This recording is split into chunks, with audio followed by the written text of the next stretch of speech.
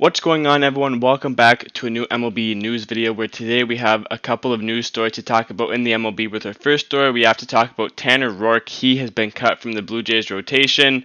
Many people were angry with Roark after his performance in his first start of the season against Texas. He got hit hard, he gave up a lot of home runs, and Texas isn't the best team overall.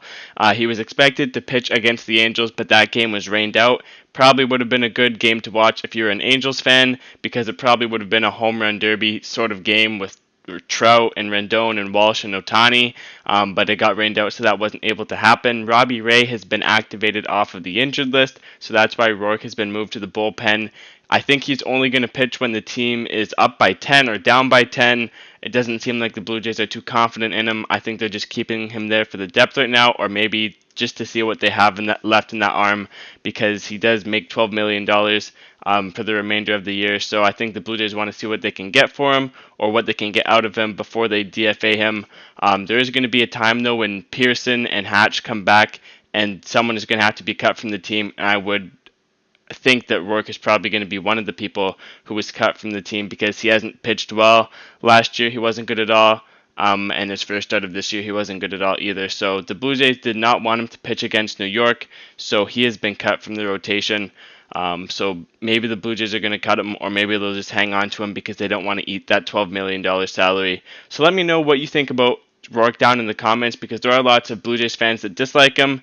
That's pretty much the only opinion Blue Jays fans have on Roark. So let me know what you think about him in the comments. Going on to our next story, the Arizona Diamondbacks have signed right fielder Josh Reddick, who hasn't really been the best offensively or defensively. He had his best year in 2017, which was the year the Astros cheated. So he hasn't really been good outside of those cheating years. He had a couple of good home run years in Oakland, but that was a way back. It's really just how much he has left in the tank with Arizona. I don't know if he'll do too much that's productive for them, but maybe he can hit some home runs and he gets traded as a deadline to a team looking for some depth. So minor move. And then our third story, Jonathan Lucroy has been DFA'd by the Washington Nationals. This is his second team that he's been DFA'd from in 2 weeks or something like that. He got DFA'd from the White Sox and now DFA'd from the Nationals. He played well for both teams defensively and offensively. He is getting towards the end of his career. He used to be one of the best catchers in the MLB, but he is older now. There are some teams that could pick him up for some catching depth, but he hasn't been able to stay anywhere currently. In our final story, we have to talk about the Padres.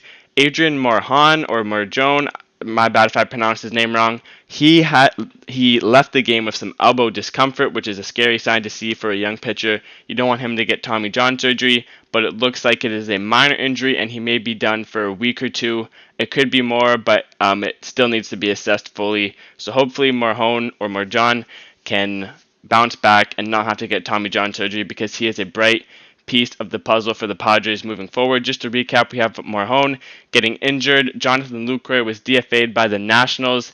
Josh Reddick got picked up by the Diamondbacks, and Tanner Roark was moved to the bullpen by the Blue Jays. So let me know what you think about these moves down in the comments. If you guys are new here, be sure to subscribe for fast baseball news and other content. Thank you guys for watching. See you guys in the next one.